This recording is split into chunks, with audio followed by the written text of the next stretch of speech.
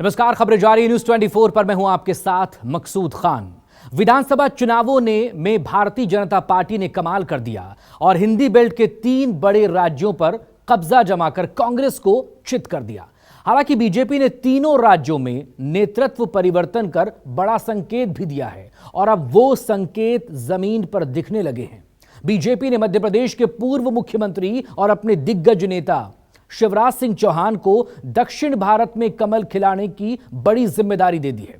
BJP के लिए बेशक दक्षिण भारत एक बड़ा चैलेंज है, लेकिन शिवराज सिंह चौहान की खास छवि और राजनीति के अंदाज को देखकर जानकार ये मानते हैं कि मध्य प्रदेश के मामा साउथ इंडिया में कमाल कर सकते हैं और ज्यादा कमल खिला सकते हैं।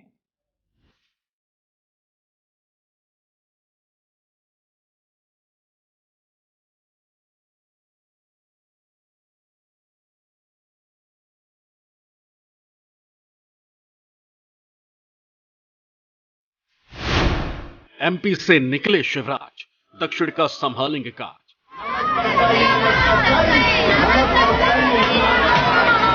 बारंबार प्रणाम मेरी बहनाओं, बारंबार प्रणाम। बीजेपी में मामा की नई पारी, 2024 में कमल खिलाने की जिम्मेदारी।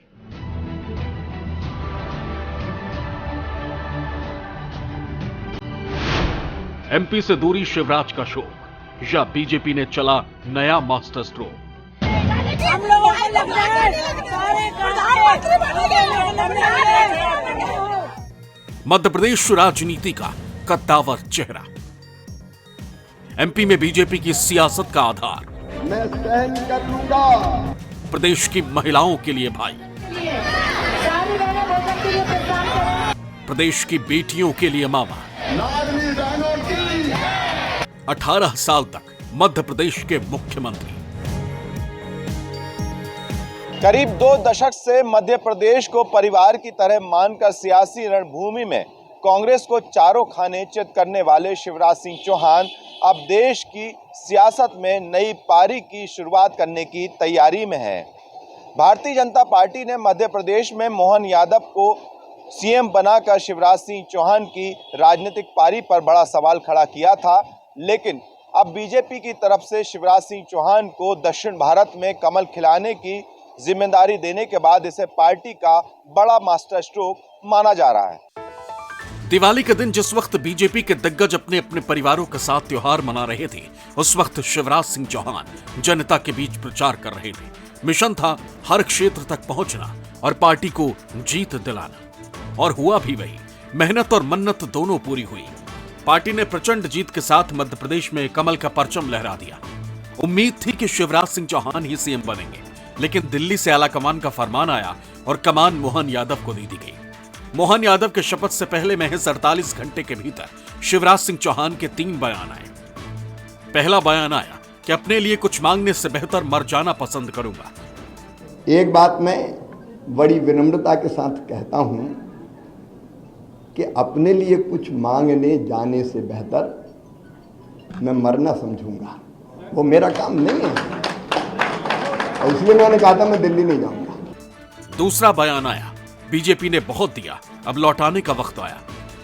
एक साधारण कार्यकर्ता को 18 साल मुख्यमंत्री बना के रखा भारतीय जनता पार्टी ने, कोई दूसरा पहलू नहीं देखते क्या?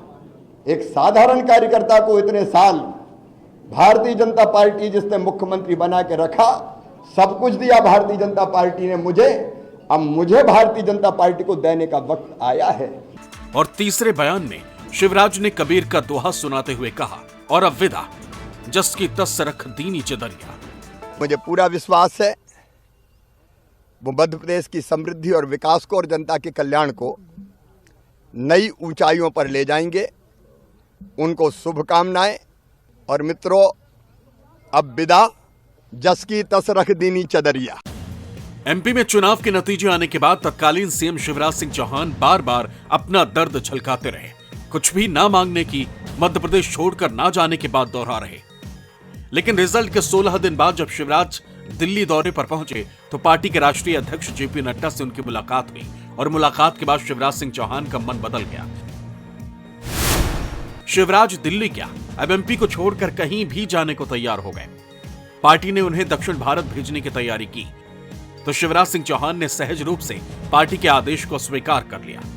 हालांकि शिवराज को दक्षिण भारत भेजना बीजेपी का एक मास्टर स्ट्रोक है जिसके मायने निकाले जा रहे हैं। साथ ही ये सवाल भी उठ रहे हैं कि क्या शिवराज सिंह चौहान खुद से एमपी छोड़ने को राजी हो गए।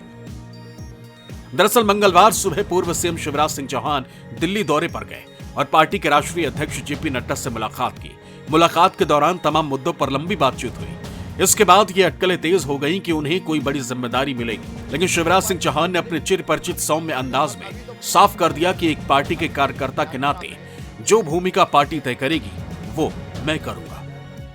पार्टी के कार्यकर्ता के नाते मैंने पहले कई बार कहा है कि भारतीय जनता पार्टी का काम मेरे लिए मिशन है राष्ट्र की सेवा का, जनता की सेवा का। और जब आप मिशन में काम करते हैं तो आप ये तय नहीं करते कि आप क्या करेंगे, मिशन तय करता है कि आप क्या करेंगे। तो वे मेरे लिए काम तय करेंगे। फिलहाल मैं विकसित भारत संकल्प यात्रा में मेरे कार्यक्रम बनेंगे, उनमें मैं जाऊंगा ही, और बाकी अध्यक्ष जी जैसा तय करेंगे, सर ये भी कहा जा जिस भी भूमिका में वो रखेंगे। तो मैं कहाँ रहूँ ये कभी नहीं सोचता। मैं अपनी पार्टी के माध्यम से देश की सेवा कैसे कर पाऊँ और हमारे प्रधानमंत्री माननीय नरेंद्र मोदी जी के मिशन को कैसे आगे बढ़ा पाऊँ, उसी काम में मैं निरंतर लगा रहूँगा। शिवराज जी की भूमिका, वो जिस कद के नेता हैं, या तो उन्हें राष्ट्रीय अध्यक्ष होना चाहिए जिस कद के हैं, या फिर कोई इसी के समकक्ष कोई पद हो। लेकिन कल जो उनकी राष्ट्रीय अध्यक्ष से बातचीत हुई है नड्डा जी से, तो जैसा उन्होंने संकेत दिया कि वे दक्षिण के राज्यों में विकसित भारत संकल्प यात्रा के प्रभारी होंगे। पार्टी को तो उनकी भूमिका तय करनी है कि ऐसी स्थिति में उन्हें कहाँ बैठाया जाए। कोई ना कोई पद तो उनको रखना पड़ेगा, तो निश्चित तौर पर उनकी कोई महत्वपूर्ण भूमिका पार्टी सोच रही होगी। शिवराज सिंह चौहान ने आखिर दक्षिण भारत में एक्टिव होने के लिए हामी क्यों भरी, ये अलग बात है, लेकिन इसके पीछे भी बीजेपी का अपना फॉर्मूला है। दरअसल शिवराज सिंह चौहान जब तक मध्य प्रदेश के मुख्यमंत्री रहे तब तक दक्षिण भारत के राज्यों में भी सक्रिय रहे, चाहे तमिलनाडु विधानसभा चुनाव हो या आंध्रा या फिर कर्नाटक विधानसभा चुनाव में लगातार शिवराज सिंह चौहान एक्टिव नजर आए। माना जाता है कि दक्षिण भारत के राज्यों के संगठन में भी शिवराज सिंह चौहान की अच्छी पकड़ है। जानकारों का मानना है कि शिवराज सिंह चौहान को दक्षिण भारत की कमान सौंपने के पीछे की वजह एक बड़ी रणनीति का हिस्सा है और आगे चलकर यह फैसला बीजेपी के लिए मास्टर स्ट्रोक भी साबित हो सकता है।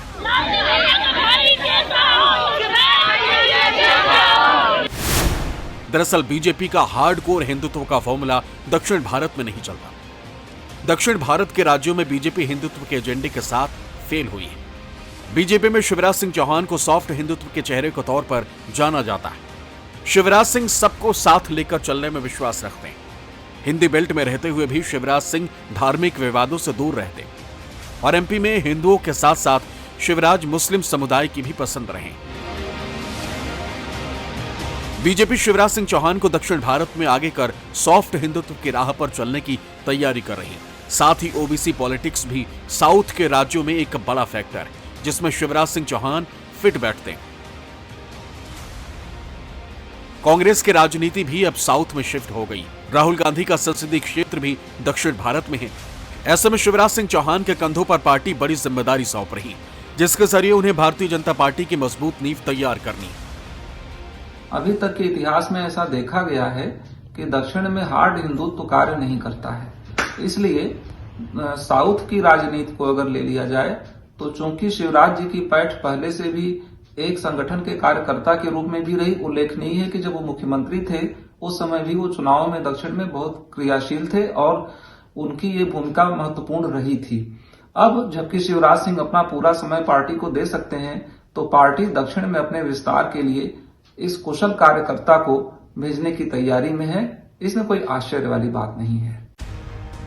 पिछले 18 सालों से मध्य प्रदेश के सीएम पद की जिम्मेदारी निभाते रहे शिवराज सिंह चौहान भारतीय जनता पार्टी के लिए बड़ा नाम और चेहरा है। 2023 विधानसभा चुनाव की सुगबुगाहट शुरू होने के बाद भारतीय जनता पार्टी की तरफ से शिवराज सिंह चौहान को नजरअंदाज करने की खबर सामने आई। लेकिन चुनाव नजदीक आते आते खुद प्रधानमंत्री मोदी को शिवराज सिंह चौहान के नाम का सहारा लेना पड़ा और इसके पीछे बीजेपी की अपनी मजबूरी थी। मध्य प्रदेश की सियासत में भारतीय जनता पार्टी की सरकार चलाने का सबसे बड़ा तजुर्बा शिवराज सिंह चौहान के पास था। प्रदेश के मामा के तौर पर मशहूर सीएम शिवराज की प्रदेश की जनता के बीच जबरदस्त पहुंच थी। प्रदेश में महिलाओं के लिए योजनाओं की बारिश करके शिवराज ने भाई और मामा की भूमिका निभाई। साथ ही एमपी में प्रचार में उतरे पीएम मोदी ने शिवराज की तारीफ करके उनकी अहमियत को बढ़ा दिया और जीत के बाद भी पूरे प्रदेश को उम्मीद थी कि शिवराज सिंह ही चौथी बार एमपी के सिरमौर बनेंगे। राष्ट्रीय अध्यक्ष जी से जो उनकी मुलाकात हुई है उसके बाद जो उन्होंने बताया है कि उनका उपयोग दक्षिण के राज्यों में भी होगा, तो ये हम सबके लिए गर्व की बात है कि राष्ट्रीय स्तर पर उनकी स्वीकारोक्ति को पार्टी ने महसूस किया है और जो जिम्मेदारी उनको दी जाएगी, हम लोगों ने देखा है पहले भी जब जो भी जिम्मेदारी आदरणीय शिवराज सिंह चौहान जी को दी गई है उन्होंने उसको बखूबी निभाया है। लेकिन सबसे बड़ा सवाल ये कि आखिर शिवराज सिंह चौहान मध्य प्रदेश को छोड़ने के लिए तैयार क्यों हो गए। दरअसल राजनीति के जानकारों का मानना है कि शिवराज के पास अब और कोई विकल्प नहीं बचा था। केंद्रीय नेतृत्व अब जो भूमिका तय करेगा वो चाहे ना चाहे उसे मानना उनकी मजबूरी है। शिवराज सिंह चौहान अब भी उत्तर भारत में नरेंद्र मोदी के बाद सबसे फेवरेट नेता हैं। यही वजह है कि उनकी इसी छवि को भुनाने के लिए बीजेपी ने शिवराज सिंह चौहान को दक्षिण की जिम्मेदारी सौंपी है। दक्षिण भारत बीजेपी के लिए बंजर भूमि में कमल खिलाने के बराबर है, क्योंकि दक्षिण के अधिकतर राज्यों में गैर बीजेपी सरकारें। दरअसल दक्षिण भारत में 5 राज्य और 2 केंद्र शासित प्रदेश हैं। इनमें केरल, कर्नाटक, तमिलनाडु, आंध्र प्रदेश, तेलंगाना, पुडुचेरी और लक्षद्वीप हैं। इन राज्यों में लोकसभा की 131 सीटें और फिलहाल 131 सीटों में से बीजेपी के पास सिर्फ 30 सीटें ही हैं और कांग्रेस के पास 27 है। यहां क्षेत्रीय दलों का बोलबाला है और उन्होंने 74 सीटों पर कब्जा जमा रखा है। जहां तक शिवराज जी को साउथ भेजने का प्रश्न है, वो संगठन में एक कुशल कार्यकर्ता के रूप में कार्य कर सकते हैं, इसलिए भेजा जा रहा है। एक बड़ा चेहरा दक्षिण के लिए चाहिए था। एक संभावना ये भी व्यक्त की जा रही है कि तमिल काशी संगमम के माध्यम से नरेंद्र मोदी दक्षिण में पैठ करना चाहते हैं और ऐसा भी संभव है कि बनारस के अलावा वो दक्षिण से भी चुनाव लड़ें।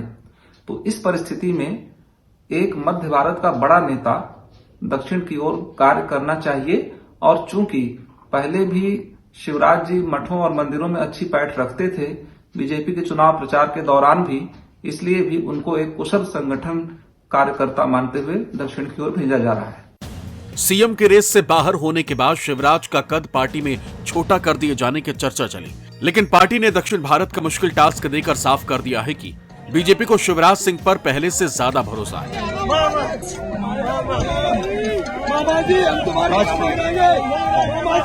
दक्षिण में बीजेपी की योजना हिंदुत्व के मुद्दे और पीएम मोदी के विकास योजनाओं को विकसित भारत संकल्प यात्रा के जरिए पहुंचाने की, ताकि मतदाताओं को अपनी ओर आकर्षित किया जा सके। और शिवराज सिंह चौहान के चाल, चरित्र और चेहरा इस योजना के लिए बिल्कुल परफेक्ट साबित हो सकती है। Bureau report, news 24। मेरी लाडली बहनों की